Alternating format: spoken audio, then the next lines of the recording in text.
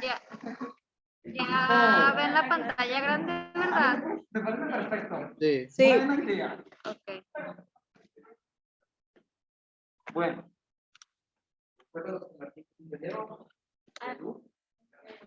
Sí, vino. No, después de un abandono de 5 clases, no sé cuánto tenía sin venir, ingeniero Eduardo. No, no cumple con las comisiones. Tan fácil las comisiones. Muchas gracias, doctora Karen Janet. Hoy no me va a casar. No sé, ¿se escucha bien? Si escuchan bien, hoy ocupan los audífonos, ocupan que se ponga el doctor los audífonos. Se está escuchando Sí se bien. escucha bien. Bueno. Entonces hoy no me va a casar, no va a ser mi madrina el día de hoy, doctora Karen. Está bien, pues. Bueno, doctores, buenas tardes. Vamos a revisar para fortuna de todos ustedes, tanto los de casa como los presentes, el último tema de nuestra materia, urología, doctores. Ya van a descansar, ya van a poder comer a gusto, ya no van a estar aquí en hipoglicemia a estas alturas de la tarde, doctores. Este tema es disfunción eréctil, antes conocido como impotencia sexual. ¿Qué es el antes? Yo les estoy hablando allá de la década de los 80 para atrás. A la disfunción eréctil se le conocía como impotencia sexual. Y obviamente cuando uno le hacía el diagnóstico al paciente, pues de por sí ya iba con un problema de salud que nos pega mucho a los caballeros, y de paso se catalogaba, se etiquetaba como impotencia sexual, pues le pegaba más psicológicamente. De ahí que entonces se abandonó ese término de impotencia sexual y se acuñó el adecuado hoy día que se sigue utilizando, que es disfunción eréctil. Esta patología, doctores, permaneció mucho tiempo en el silencio, en el oscurantismo. ¿Por qué? Porque pues los pacientes no se acercaban a buscar ayuda médica, tal como lo estamos viendo aquí en la diapositiva.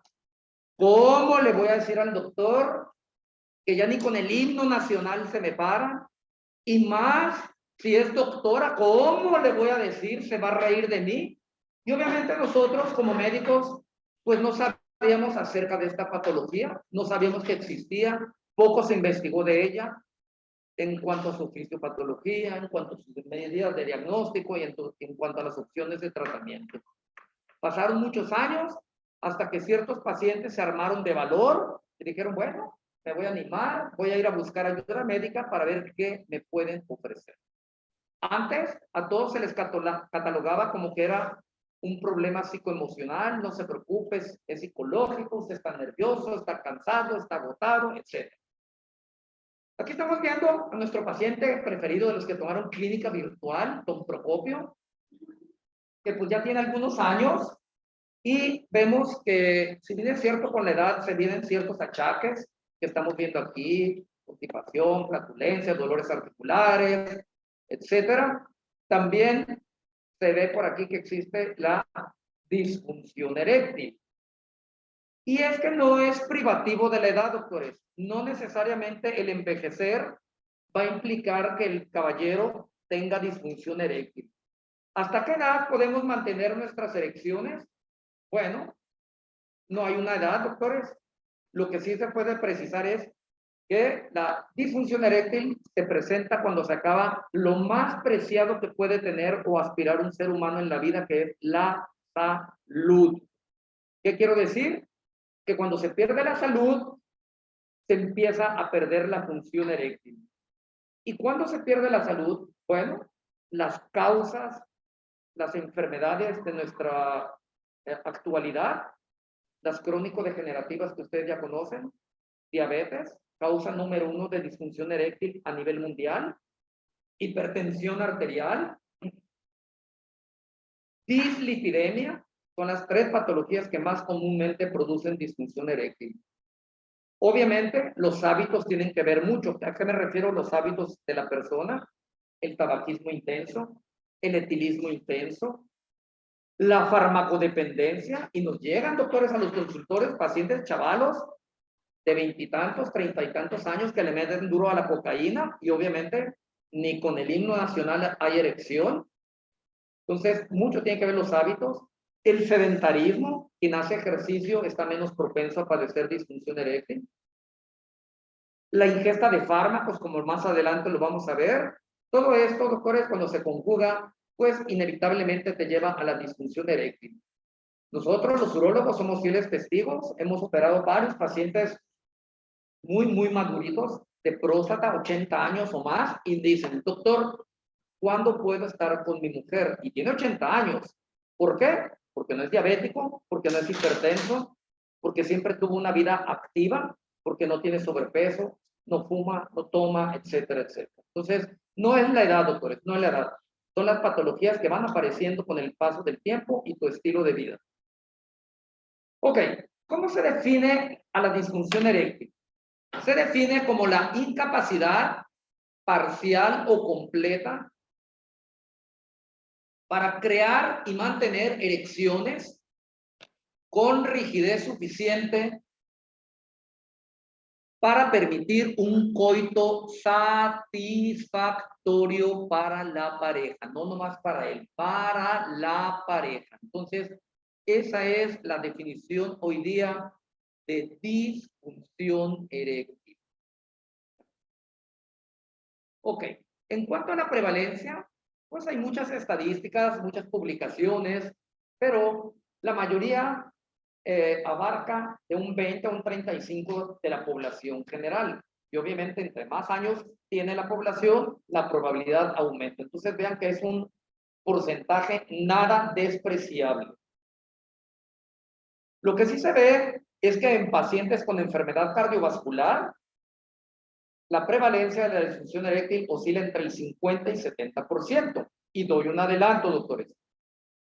¿Cuáles son los vasos de menor calibre?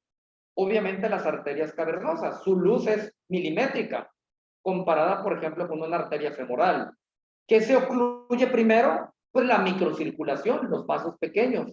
De hecho, cuando aparece la disfunción eréctil, lo vamos a ver después, es un síntoma premonitorio de que ese paciente a la vuelta de 5 o 10 años puede tener infarto al miocardio. Entonces, la naturaleza es muy sabia, nos avisa por lo que menos peligra nuestra vida, que es la disfunción eréctil. Entonces, es un síntoma, como lo estoy poniendo aquí, precoz de la enfermedad aterogénica. Ok, la disfunción eréctil puede ser leve, moderada o completa. Leve es que le sucede ocasionalmente. Doctor, es que a veces no se me quiere parar, a veces le falta rigidez, a veces se me baja. Ese es leve, ocasional.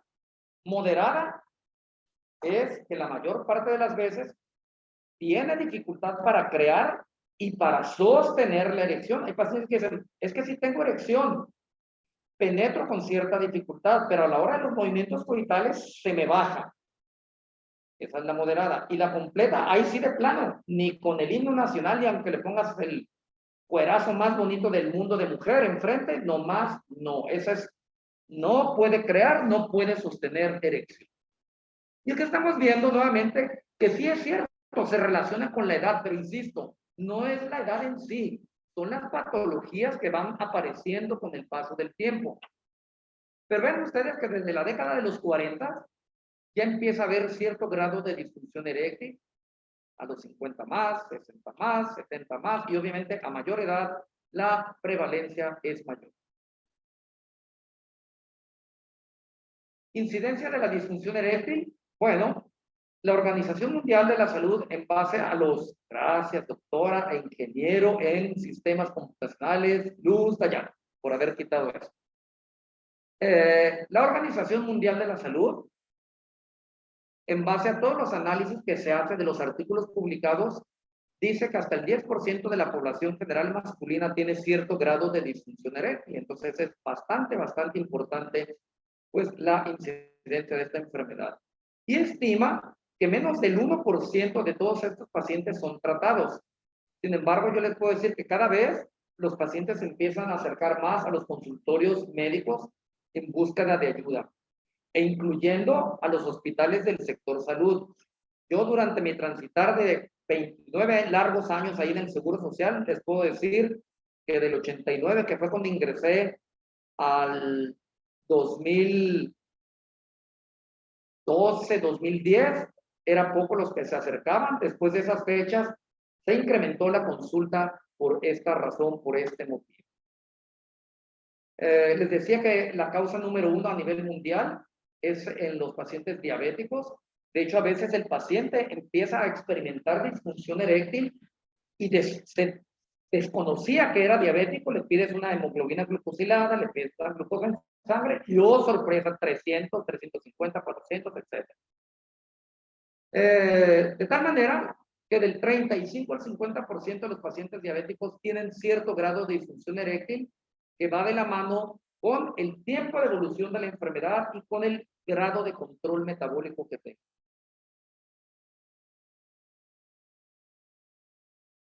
Aquí estamos viendo la irrigación del pene. Ustedes recuerdan que el pene es un órgano cilíndrico, tiene dos cuerpos cavernosos y un cuerpo esponjoso a través del cual pasa la uretra. Los cavernosos son los que yacen dorsalmente. La irrigación proviene de la arteria pudenda interna. La arteria pudenda interna es la que va a ramificarse y va a dar origen a las arterias cavernosas. Después estas se convierten en arterias helicoidales y penetran para irrigar a todo el tejido trabecular que compone a los cuerpos cavernosos. Entonces, es rama de la pudenda interna, las arterias cavernosas. De ahí va a surgir la arteria vulvar que va a irrigar precisamente al bulbo, al cuerpo esponjoso. Las cavernosas y la dorsal del pene, que es la que va a irrigar al prepucio. Ya cuando hablamos de prepucio, vimos que tenemos un sistema de drenaje superficial que recoge la sangre del prepucio, el intermedio del cuerpo esponjoso y profundo de los cuerpos cavernosos. Recordar que entre ambos cuerpos cavernosos sí hay comunicación venosa y no la hay con el sistema intermedio, y esa es la explicación del tratamiento del prepucio. Nuevamente, estamos viendo los cuerpos cavernosos. Aquí entran las arterias cavernosas que van a convertirse en helicoidales y después van a irrigar todo el tejido trabecular que ahorita les voy a mostrar. ¿Listo? ¿Qué es esto? Este es el tejido que da la felicidad, doctores, a nivel mundial. Gracias a esto hay erección, gracias a esto hay relación sexual. Cuando estamos en estado de detumescencia o flacidez, como se ve aquí, es mínimo el ingreso de sangre. Se estima más o menos en 4 mililitros por minuto, cantidad suficiente para cubrir las necesidades metabólicas de este tejido endotelial. ¿Qué pasa? Se libera un neurotransmisor que va a producir vasodilatación, que es el óxido nítrico, lo adelanto. Produce vasodilatación, hay un gran ingreso de sangre a este tejido trabecular, o sea, son cavernas, por si no se entiende. Se va a llenar de sangre y es lo que va a producir la erección. Entonces es un llenado de sangre de este tejido trabecular. Una microfotografía electrónica. Todo este tejido es el que se va a llenar de sangre y es el que va a producir la erección.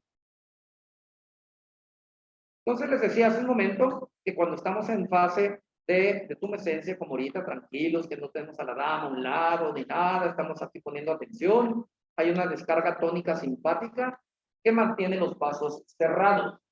Y hay un flujo que les decía que se estima alrededor de 4 mililitros por minuto, mínima cantidad suficiente para cubrir las necesidades metabólicas. ¿Qué pasa cuando llega la dama hermosa, preciosa, etcétera? Bueno, ya atención y todo el rollo, te gusta, tiene el deseo, se liberan neurotransmisores que van a producir vasodilatación mediados por el óxido nítrico. Entonces hay una vasodilatación arterial, hay un ingreso de sangre, hay aumento en la longitud, en el diámetro de los cavernosos, hay compresión de las vénulas, se cierran para que toda la sangre que quedó acumulada no se salga. Y por último, lo que va a dar la rigidez es la contracción de los músculos isquiocavernosos. Se contraen esos músculos isquiocavernosos y es lo que va a dar la rigidez. ¿Qué es la rigidez? Es la dureza. Ya alcanzó su longitud máxima, pero la rigidez está dada por la contracción de los cavernosos. Ok, entonces esas son las fases de la erección, la flacidez, así como estamos ahorita tranquilos, escuchando la clase de urología. Viene la fase de latencia, en donde se empieza a liberar el óxido nítrico. Y al liberarse el óxido nítrico, se produce vasodilatación. De ahí pasamos a la fase de tumescencia, en donde hay un ingreso de sangre a los cavernosos, empieza a aumentar de longitud, de diámetro. Después viene la erección, que es cuando ya alcanzó su diámetro y longitud máxima. Sin embargo, hablando coloquialmente, le falta dureza. Se contraen los isquiocavernosos y ahora sí ya hay dureza, que es lo que se conoce como estado de rigidez. ¿Ok? Cesa el estímulo erótico o hay una eyaculación y nuevamente se abren las vénulas, la sangre que entró se sale y se cierran las arterias y el ingreso de sangre a los cavernosos es mínimo. Esto es lo que pasa normalmente. No, fíjate, doctora, esto es, y también, esto es, ya. Muy bien, ya entrando en materia, doctores, ¿qué causas se han identificado? Cuando uno identifica a una patología como la causante de la disfunción eréctil, esto se conoce como disfunción eréctil de origen orgánico. Es decir, algo identificable, una patología identificable es la causante de la disfunción eréctil. Y cuando no identificamos ninguna patología, es una disfunción eréctil de tipo no orgánico, que es un porcentaje muy pequeñito, es más común en la gente joven y son causas psicológicas las que causan eso. No encuentras ninguna patología en la no orgánica. Las causas más frecuentes de disfunción eréctil orgánica son las vasculares, específicamente la aterosclerosis, son placas de ateromas que se identifican que van obstruyendo la luz arterial. Las causas neurológicas, cualquier patología neurológica, ya sea cuadriplegia, paraplegia, mielitis transversa, esclerosis múltiple, etcétera, causan déficit en la liberación de neurotransmisores y también hay una muy común, doctores, que es la neuropatía por el consumo de alcohol etílico, o sea, por bebidas alcohólicas. ¿Qué pasa con el consumo crónico de el alcohol? Se va desmielinizando esas terminaciones nerviosas y ya no se liberan los neurotransmisores. ¿Hay causas endócrinas? Sí. Cuando hay un hipogonadismo, es decir, una disminución en la producción de testosterona, puede haber disfunción eréctil. Cuando hay una hiperprolactinemia, es decir, aumento en la producción de prolactina, se desequilibra el eje hipotálamo hipófisis gónada y se produce. Y ven cómo la diabetes, si bien es cierto, es una causa endócrina, se pone en un renglón aparte, porque insisto, a nivel mundial, y viene en el examen de los 100,000 doctores, a nivel mundial es la causa número 1 de disfunción eréctil, la diabetes mellitus. Ok, entonces hacer el diagnóstico de disfunción eréctil realmente no ofrece dificultad. Vamos a hacer una historia clínica, interrogar al paciente. Señor, ¿desde cuándo empezó su problema? ¿Le empezó paulatinamente o súbitamente? Que la respuesta es que empieza paulatinamente. Pero si un día un paciente te dice, es que me entró de repente, ayer estaba bien, la semana pasada y hoy ya no puedo, eso en automático va a ser una disfunción eréctil de tipo psicogénico. Las disfunciones orgánicas, doctores, su instalación es paulatina. Ok. ¿Qué más le vas a preguntar? Pregunta importantísima. Lo que es la tumescencia nocturna. Doctor Everardo, sí es Everardo, ¿ah? ¿Qué es la tumescencia nocturna? Cuéntenos.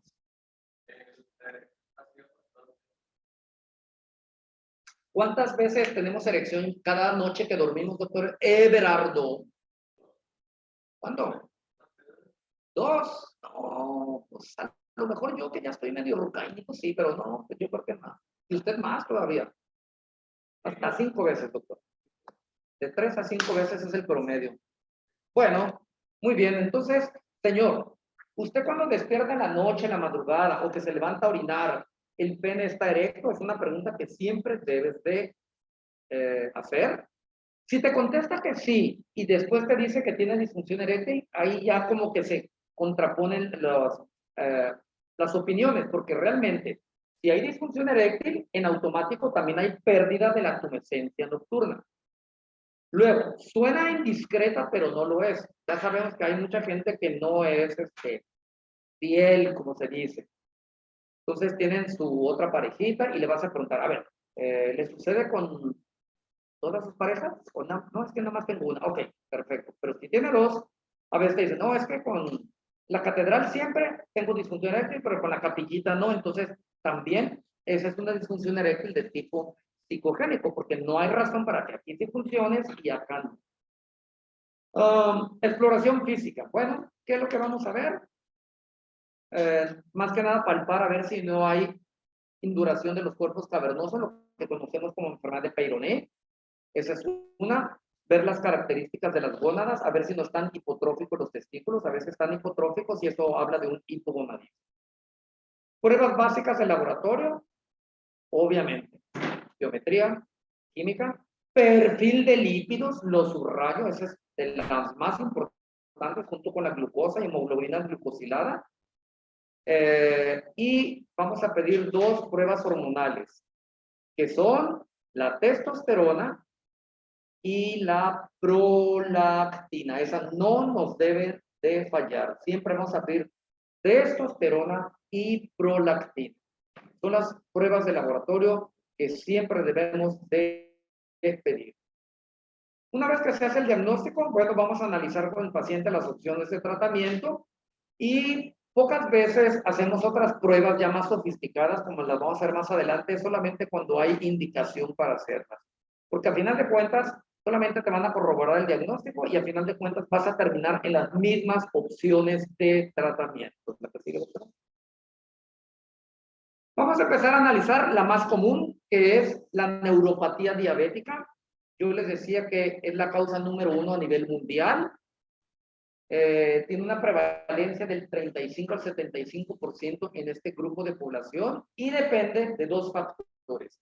Del tiempo que se conoce como diabético nuestro paciente, esa es una, y dos, de el grado de control metabólico que tenga, es decir, si mantiene siempre glucosas en rangos cercanos a lo normal, va a ser más tardía la disfunción eréctil, pero si maneja 300, 400 de glucosa tempranamente, sin importar que tenga 38, 40 años, va a tener disfunción eréctil. Entonces, en este grupo de población, tiene una presentación más temprana cuando no tienen un control metabólico. Ya lo decía hace un momento, el inicio es gradual. Nunca te va a decir un paciente que la semana pasada estaba bien y ahora ya está fallando, ¿no? Es poco a poco. Primero era algunas veces, después ya se hizo más frecuente y ya después se hace permanente. Lo más importante es preguntar si hay persistencia de la libido. Doctor Vicente, ¿está allá, verdad? Doctor Vicente, presidente honorario del club aquí, que por cierto, hoy tiene un nuevo integrante, que es la doctora María Elena. ¿Está María Elena aquí? Sí, sí. María Elena. Vicente, presidente del club aquí. Creo que no le... Y usted no le puso falta. Vicente. O se salió. No la vea. No me acuerdo. No sea cómplice, doctora. Vicente. Bueno, no se acuerda tanto. Pero mi jefe de grupo está encargada de las faltas. Que le duela, doctora. Yo sé que los quiere mucho a todos, pero ¿qué le hace? Bueno, a usted, Daniela, entonces, ¿qué es la libido? Muy bien. Entonces, siempre vas a preguntarle a tu paciente si a pesar de la disfunción eréctil hay persistencia en la libido. La mayoría de las veces te contestan que sí. Ellos tienen deseo, pero tienen incapacidad para conseguir la erección. ¿Qué más pasa en la neuropatía diabética? Aparte de lo que yo les decía de la desmielinización de las terminaciones nerviosas, ya saben que mucho paciente de la mano diabético va de la mano la aterosclerosis, entonces tienen insuficiencia arterial, se cierran los vasos pequeñitos, Y por si fuera poco, tienen un tercer mecanismo también, que es una falla en la veno-oclusión. Es decir, no se cierran las venas. Entonces ingresa sangre, pero al no cerrarse las venas, esa sangre que entró se está escapando. Y son los pacientes que te dicen, es que durante los movimientos coitales se me baja la erección. Eso es explicado por la disfunción en la veno-oclusión. Tienen, como les decía, déficit en la liberación de neurotransmisores y a veces acompañan de algún otro tipo de neuropatía intestinal, urinaria, etc. Ok. Decía también que los fármacos pueden producir disfunción eréctil. Por ejemplo, los medicamentos hipoandrogénicos que utilizamos para tratar la hiperplasia prostática, finasterida, dutasterida, te pueden dar disfunción eréctil. Los fármacos que utilizamos para tratar el cáncer de la próstata, la bicalutamida, la frutamida, etcétera, así como los análogos LH, RH para tratar el cáncer de próstata, también te van a dar disfunción eréctil. Agonistas de la serotonina, los sedantes, ustedes saben que hay un gran grupo de población masculina y femenina pero son adictos así a los sedantes para dormir, toman clonazepam, diazepam, etcétera, y a mayor tiempo de consumo, la probabilidad de disfunción eréctil va a aumentar. Vean, doctores, que la lista de los fármacos que se asocian a disfunción eréctil es algo importante. Los simpaticolíticos, bloqueadores alfa, bloqueadores beta, vasodilatadores, diuréticos, como son las tiazidas, pueden ser causantes de disfunción eréctil. Y esto va de la mano con el tiempo de consumo que llevan. A mayor tiempo de consumo, la probabilidad de que haya disfunción eréctil va en aumento. Otro grupo de fármacos que son muy ampliamente utilizados, como les decía, por los psiquiatras. Cuando uno oye el psiquiatra y uno como médico, cuando son estudiantes así como ustedes, o la población general, el psiquiatra ve a los locos, pero no, doctores. Las dos enfermedades, ¿ya llevan ustedes? Bueno, las dos enfermedades que más comúnmente ven los psiquiatras hoy día son dos: la depresión y la ansiedad. Entonces, son fármacos que se utilizan hoy día con mucha frecuencia y causan disfunción eréctil. Los antipsicóticos, tranquilizantes mayores, menores y los antidepresivos, como yo les mencionaba. ¿Qué otros fármacos? Ya decíamos los hormonales, los que inhiben la testosterona, que se utilizan para hiperplasia, para el cáncer de próstata. Algunos anticolinérgicos, ya no se usa la simetrina, pero la ranitidina sí, y a mayor tiempo de consumo de ranitidina aumenta. Los hipolipemiantes como el clofhidrato, la digoxina, hay un gran grupo de pacientes que consumen por su insuficiencia cardíaca digoxina. Entonces son bastantitos los fármacos, algunos antialérgicos también, por eso dice otras, pueden producir disfunción eréctil. ¿Por qué? Porque sedan al sistema nervioso.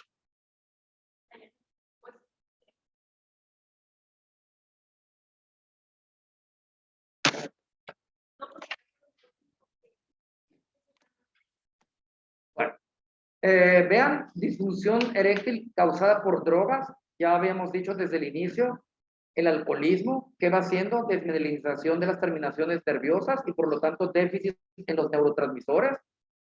El consumo de la cannabis. ¿Qué es cannabis? Se lo vamos a preguntar. A ver, del Club Guamuchil. ¿Karine? Doctora Karine del Club Guamuchil. Karine, buenas tardes. Buenas tardes, ¿me escucho? Sí, muy bien la escuchamos. Aunque está en Guamuchil, se escucha bien aquí en Culiacán. Pues la cannabis es marihuana. ¿Me lo pregunta o me lo afirma? No, se lo afirmo. Ándele, pues muy bien, doctora, claro que sí. Entonces, el uso de cannabis a mayor tiempo, a mayor intensidad, la probabilidad aumenta. Les decía que los jóvenes que consumen cocaína también, aunque sean jovenzazos, llegan a tener disfunción eréctil. Los narcóticos, el fentanil y todo lo que está de moda. Y ojo, mis doctores, los que fuman, nada que es cigarro de esos, los Benson and Hedges, que tiene doble filtro, que las arañas, puro rollo, mentira, doctores. El que fuma Va que vuela también para disfunción eréctil. Entonces es mejor dejar el cigarro de una vez, aparte que te vas a ahorrar un cáncer en el futuro. ¿Por qué? Vas derechito a la disfunción eréctil. ¿A qué sigue, doctor? ¿Hay causas iatrogénicas? Bueno,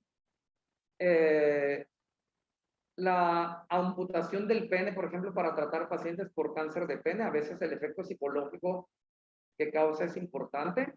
La colocación de injertos, por ejemplo, cuando se ponen los injertos de la vena safena para tratar el priapismo.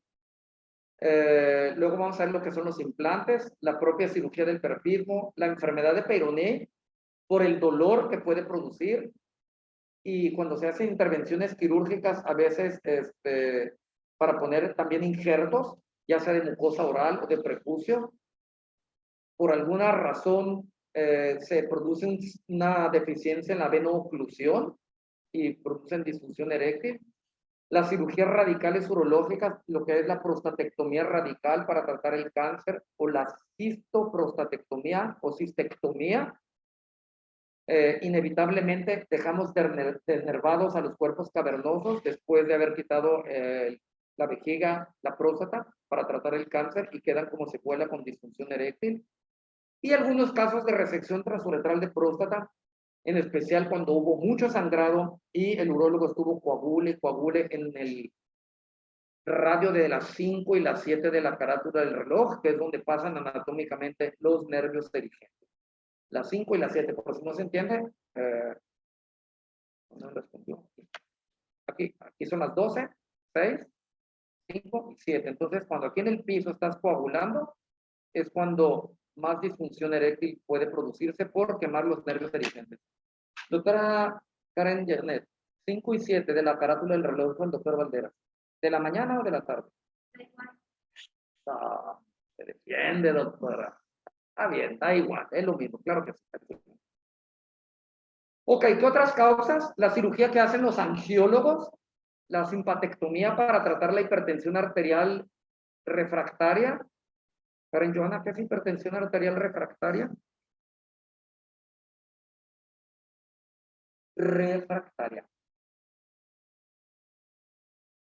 O sea, la señora que le gusta cocinar en los refractarios, es muy nerviosa. No, por ejemplo, No. A ver, el doctor Daniel de Guasave, Sinaloa. Porque les echo porras, qué bárbaros. A ver, el doctor de los audífonos inteligentes, ¿cómo se llama? Lerma. No, Lerma no se apellida, se llama. Alejandro. Doctor Alejandro, que tiene otro nombre.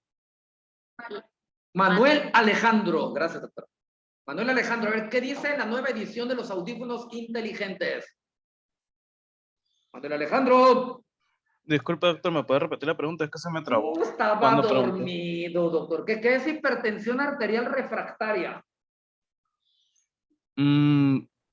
Me imagino que es aquella en la que no se consigue el objetivo de control tensional. Sí, doctor, muy bien. Claro que sí, no se controla. Muy bien, ya compró la versión actualizada, doctor. Muy bien, lo felicito. Resección de tumores medulares. Está el neurocirujano quitando un tumor de la médula y deja desnervado al pene. La proctocolectomía, esa es una cirugía para tratar el cáncer de colon, y también inevitablemente el cirujano oncólogo deja desnervado al pene. Las cirugías vasculares las que hacen los angiólogos, los bypass aortobifemorales para tratar la aterosclerosis, también deja sin irrigación o poco riego sanguíneo a las arterias pudendas.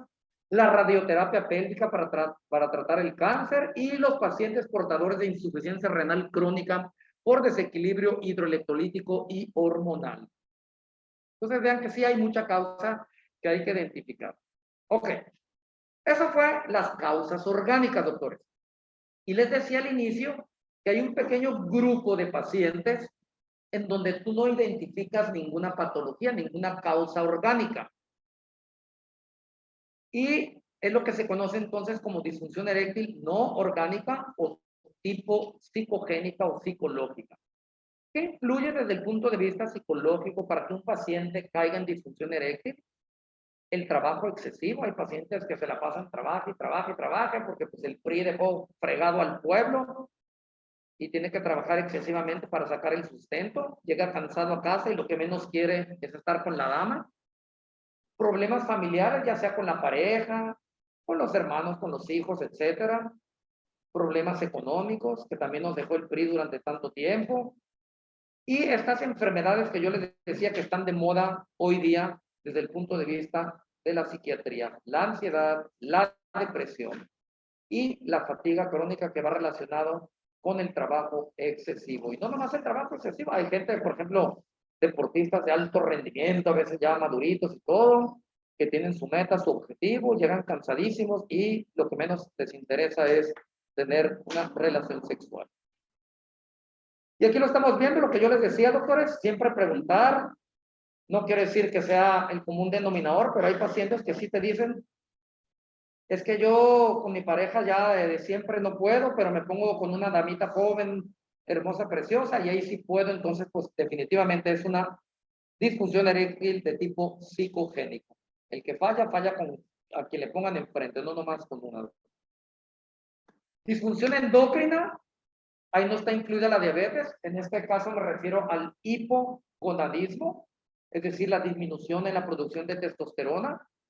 Va desde el 5 hasta el 35% de los casos. ¿Qué hace la testosterona? Es la responsable de la conducta sexual. Empieza a elevarse allá más o menos a los 11, 12 años. Es cuando empieza a aumentar el número de erecciones, empiezan a aparecer los caracteres sexuales y empieza el interés por las hermosas, preciosas damitas. Es la responsable también de las erecciones espontáneas que tenemos en la noche. Si tenemos un déficit de testosterona, va a bajar la tumescencia nocturna y obviamente en automático hay disminución de la libido. Y es pero muy notorio, doctores, cuando tú detectas un hipogonadismo y le das terapia de reemplazo, rápido empiezan a mejorar las erecciones espontáneas y mejora la libido sustancialmente.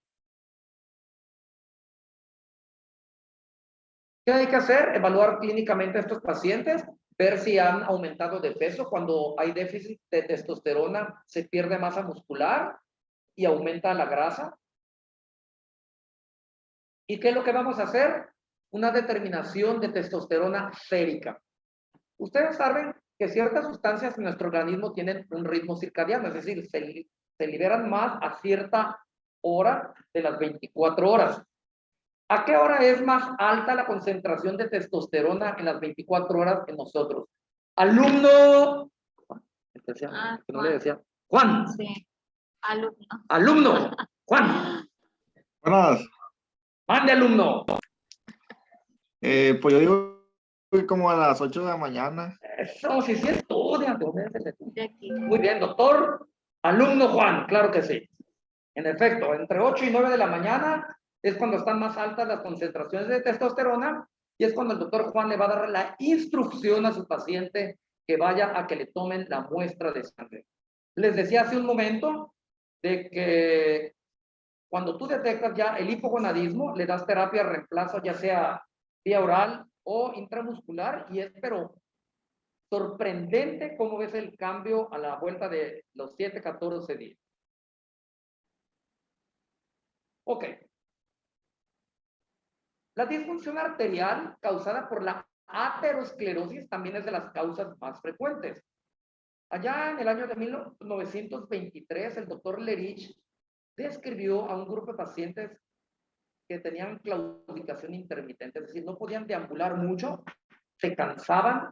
¿Por qué? Porque tenían unas santas placas de ateromas en los vasos ilíacos y se acompañaban de disfunción eréctil invariablemente. Pasó mucho tiempo hasta que este doctor argentino Caracan en el 1970 se abocó a hacer arteriografías en este síndrome que describió el doctor Lerich, que hoy día se sigue llamando así, y se percató que en efecto que todas esas placas ateromatosas ocluían el ostium de la arteria ilíaca. ¿Qué es el ostium? Se lo vamos a preguntar. Hace mucho que no preguntamos.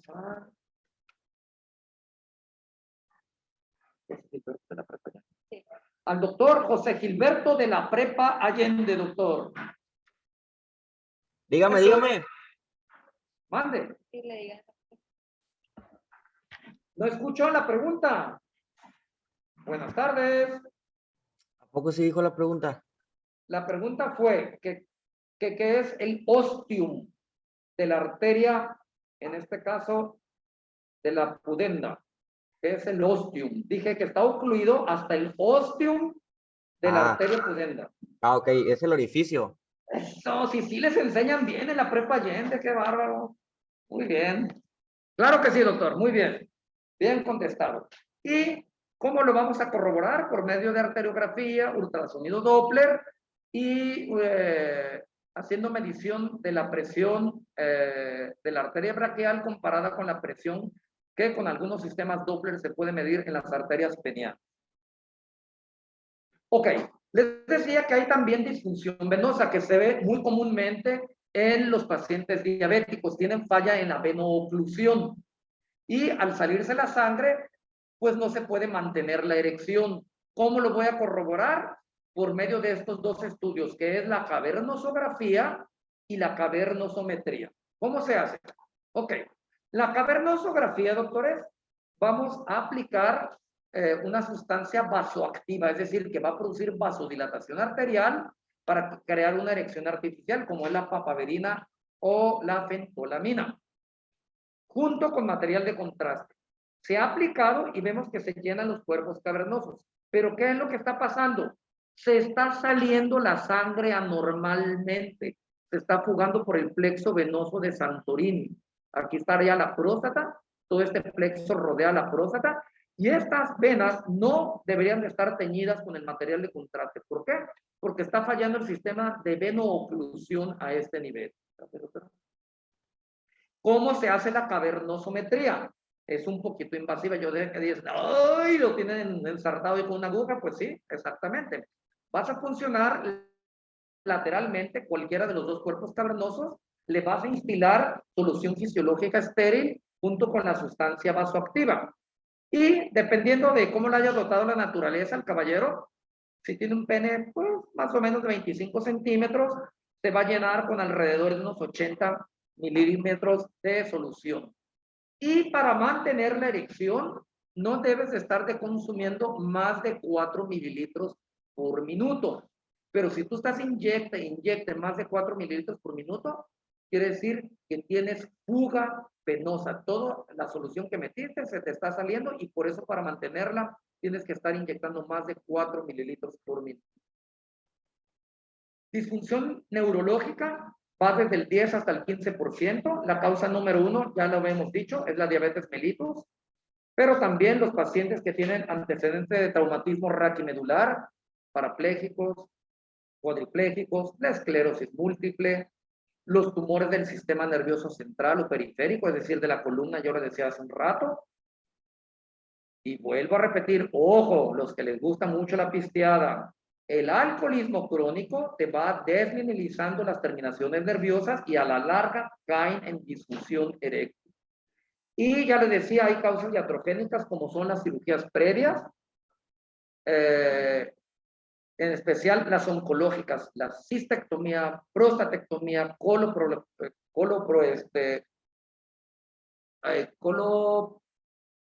se me fue la palabra. Bueno, cuando se hace la extirpación del colon y del recto, la que sigue, por cáncer. Coloprotectomía. No, que no, esa es la otra, es al revés. Bueno, ahorita que me acuerdo de la digo. Jóvenes, ¿cómo vamos a evaluar la sensibilidad de estos pacientes en el pene? Bueno, obviamente, como todas las terminaciones nerviosas, es proctocolectomía, lo que les iba a decir, proctocolectomía. Como todo órgano, tiene sensibilidad al calor, a la vibración, al dolor. Entonces, tienes que preguntarle si ha perdido la sensibilidad a estos 3 estímulos. Checar el reflejo bulbo cavernoso, eso es clínico. ¿Cómo se checa el reflejo bulbo cavernoso? Tú le vas a decir, señor, le voy a apretar tantito el glande y tú al oprimir el glande entre tu pulgar e índice, tú ves cómo se contrae el músculo elevador del ano, se contrae. Si está indemne ese reflejo, o sea, que está conservado, quiere decir que está bien el arco. Si ya está ausente, quiere decir que hay algún problema neurológico por ahí. Eso se hace ya en los laboratorios de electrofisiología, percepción de la vibración, electromiografía, y esto sí nos atañe a nosotros los urólogos. La prueba de tumescencia nocturna. Salud. ¿Cómo se hace la prueba de tumescencia nocturna? Hagan de cuenta que es una analogía al famoso Doppler. ¿Ya saben qué es el Doppler? Exactamente. Ahora va a ser cálculo. ¿Cómo dice? Bueno, la prueba de tumescencia nocturna se hace con un aparatito que se llama Ricky-Scan. Ahorita se los voy a presentar. Es un método, pues, no invasivo, no es doloroso y nos sirve para medir las erecciones nocturnas que presenta este paciente.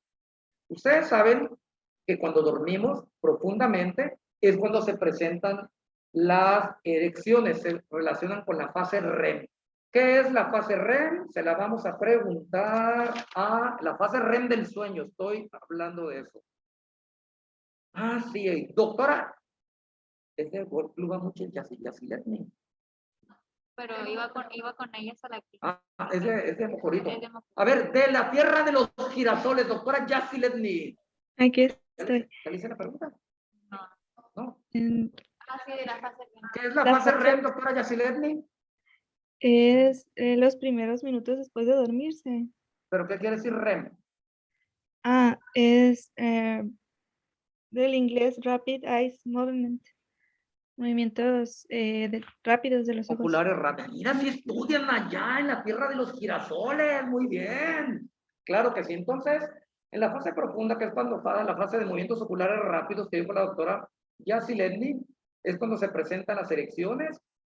Pueden durar media hora en promedio, rara vez una hora. Y ahí sí, con la edad va a ir disminuyendo el número de erecciones, como yo lo decía al principio en la plática, el número de erecciones y la duración de las mismas. ¿Qué es el Ricky-Scan? Ahorita se los presento. Se va a poner primero un brazalete en la base del pene de 3 centímetros de diámetro y uno de 2 en el glande. Y la duración mínima de la erección debe ser 15 minutos. Bueno, en promedio, perdón, la duración en promedio es de 15 minutos y el mínimo de rigidez de 3 minutos. Y aparte de ser un método diagnóstico, te sirve para evaluar los tratamientos. Es decir, si antes eran pocas las erecciones y poca la duración, le vuelvo a poner el Ricky-Scan para ver qué evolución tiene el paciente. ¿Por qué? Este es el famoso Ricky-Scan. Hagan de cuenta, aquí es la base del pene, este es el anillo que avanza en la base del pene, este es el anillo que va en el glande. Te lo fijas con la famosísima y tan apreciada tela adhesiva que es indispensable en todo hospital mexicano, en el abdomen, y se va con él en la zona suprapúbica. Ahí se lo fijas, se duerme con él, llega al día siguiente, te lo desfijas de la tela adhesiva, le levantas el lector y ahí el lector te va a decir el número de erecciones que presentó y la duración. ¿Por qué son todas? Sí. Bueno, doctores, hasta ahí la dejamos el día de hoy. ¿Alguna duda, alguna pregunta? Jóvenes que están en casa, mañana, ahora sí les va a dar mucho gusto, va a ser la última clase con el doctor Valderas. Entonces yo le pedí a su jefe de grupo que como me voy a despedir de la manera presencial, los quiero ver a todos. Entonces no es obligación, si alguien le tiene mucho miedo al COVID, pues no venga, pero me gustaría verlos a todos mañana, doctores, para despedirme de ustedes. Y la doctora, no sé, Daniela Sofía, si ya les hizo la encuesta de la fecha del examen, no me urge, ella me dirá en su momento.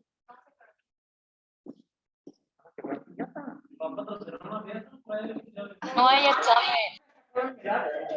Cuando me saque el melate, sí.